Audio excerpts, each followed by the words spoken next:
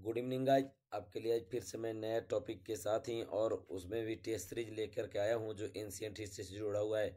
आज के लिए जो मैं क्वेश्चन लाया हूं उस क्वेश्चन से आपको किसी भी एग्जाम में 100% दिखाई पड़ेगा। बहुत ही मोस्ट इंपॉर्टेंट क्वेश्चन मैं डाला हूँ गाइज, और इस क्वेश्चन से आपको देखेंगे कि अच्छे से प्रैक्टिस करेंगे, रिवाइज करेंगे तो आपका क्वेश्चन बनेंगे अभी, और साथ ही साथ एग्जाम में भी क्वेश्चन सोल्व होंगे। बिना समय विलंब किए पहला क्वेश्चन सोल्व करते हैं गाइज। आप लोग भी कमेंट में बताने का प्रयास कीजिएगा आंसर कि क्या आंसर इसका होगा।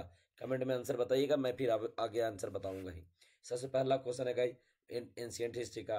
उसमें सबसे पहला है, सिकंदर द्वारा अपने विश्व विजय अभियान के दौरान भारतीय उपमहाद्वीप में मगध की ओर कूच करने के संदर्भ में निम्नलिखित कथनों पर विचार कीजिए। क्वेश्चन ये पूछ रहा है गाइज एकदम सिंपल लैंग्वेज में कि सिकंदर जो है, सिकंदर महान जो है, उसने विश्व विजय की तरफ कूच तो किया, भारत में भी आया, मगध की ओर कूच करने लगा, तो उसने मगध की ओर जब कूच करने लगा इसके संदर्भ में विचार करें। तो पहला है क्वेश्चन गाइज कि सिकंदर की सेना ने आगे बढ़ने से इनकार कर दिया। ये आप स्टेटमेंट सही है या गलत है, आप रिवीजन किए हैं तो बिल्कुल सही बताइएगा, ठीक है गाइज।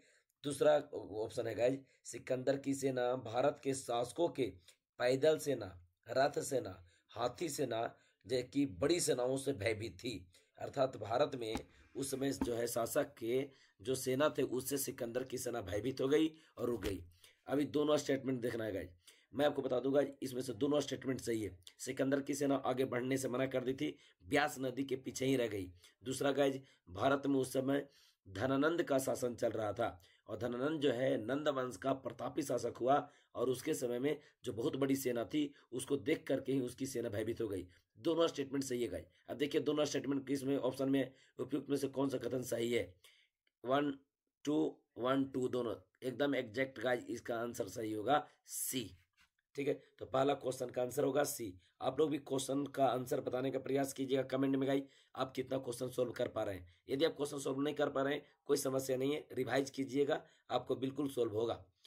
अगला क्वेश्चन है गाइस, बुद्ध और जैन के युग में ही कुछ अन्य विद्वान भी खोज कर रहे थे। बौद्ध काल और जैन काल के दौरान कुछ अन्य विद्वान भी खोज कर रहे थे।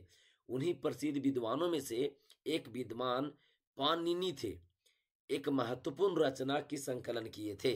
ये आपको बारे में बताना है गाइस कि किसके बारे जो है पाणिनि कौन सा व्याकरण की रचना किया था। तो इसका एग्जैक्ट उत्तर है गाइस व्याकरण।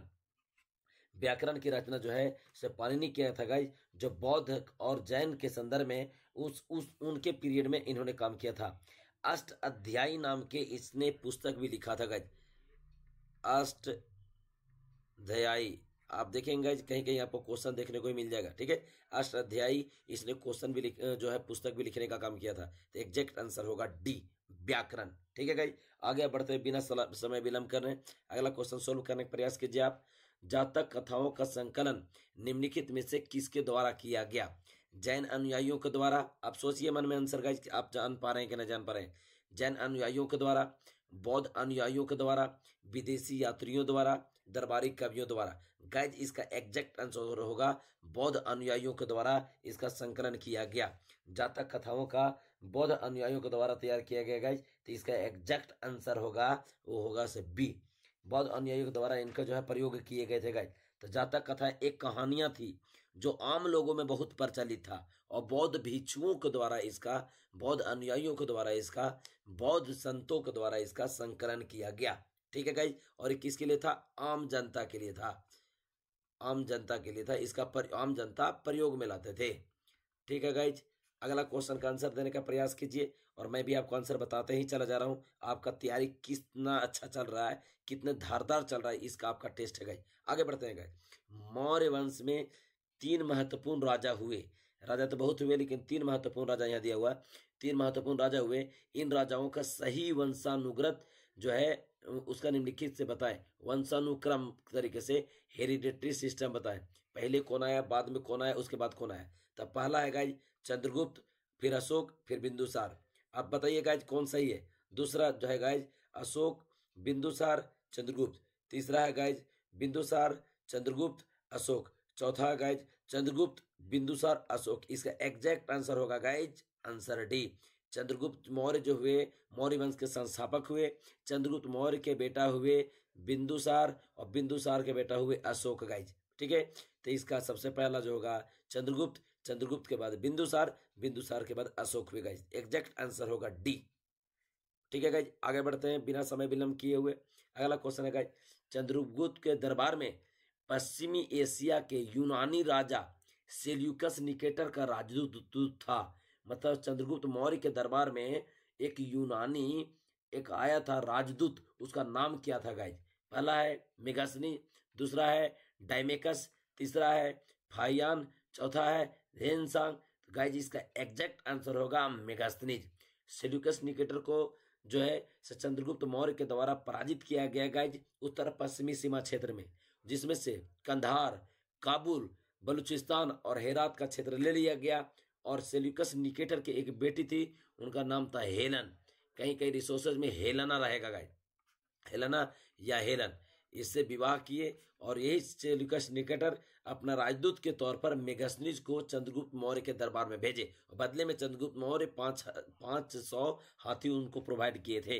तो सेल्यूकस निकेटर के द्वारा राजदूत भेजा गया गाइज। एग्जैक्ट आंसर है मेगास्थनीज। आगे बढ़ते हैं गाइज, संगम साहित्य निम्नलिखित में से किससे संबंधित है?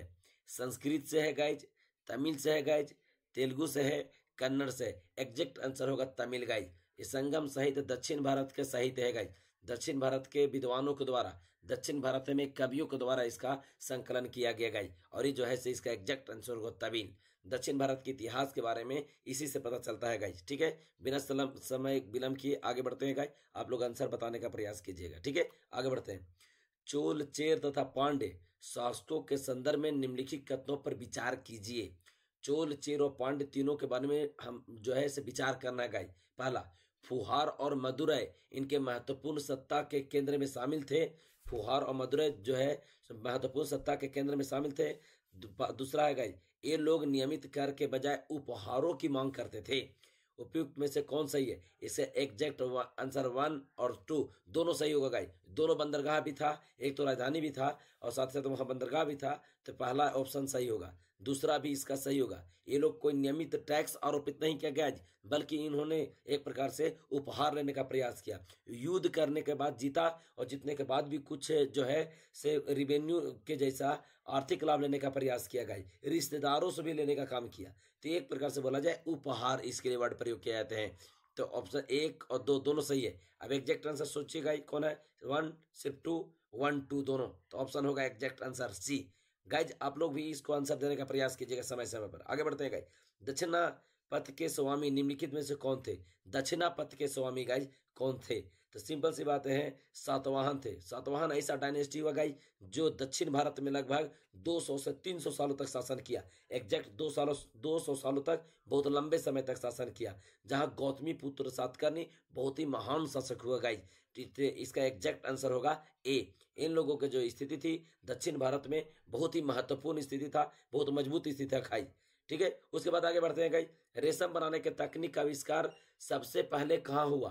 भारत में, यूनान में, यूरोप में, चीन में। एग्जैक्ट आंसर आप बताने का प्रयास कीजिएगा गाइज कि इसका एग्जैक्ट आंसर क्या होगा। ये आपके लिए मैं छोड़ दूं या मैं बता दूं? मैं आपके लिए बता देता हूं, इसका एग्जैक्ट आंसर होगा चीन।